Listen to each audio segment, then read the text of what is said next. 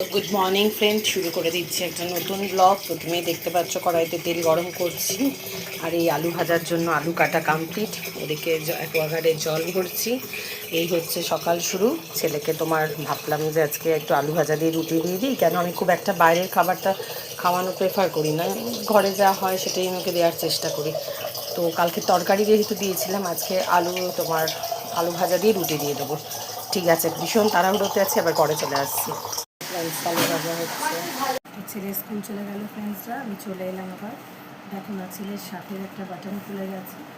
এই বাটনটাকে তোমার লাগিয়ে দেবো, মানে বাটনটাকে তোমার করে দেবো, স্টিচ করে দেবো। ভাবলাম যে একটা ঝড় তো যায়, যখন প্রথম ছেলেরা স্কুল চলে গেলে মারা মোটামুটি ফ্রি হয়ে যায়, কাজটা অনেকটাই ফ্রি হয়ে যায়, চাপটা কমে যায়, আর মোটামুটি যুদ্ধটাও তখন একটু কমে যায়। তো চললাম এবার শার্টের বাটন স্টিচ করতে, তারপরে এসে আবার তোমাদের সাথে আড্ডা দেবো। দেখো ফ্রেন্ডসটা, আমার বিছানা তোলাও কমপ্লিট হয়ে গেছে।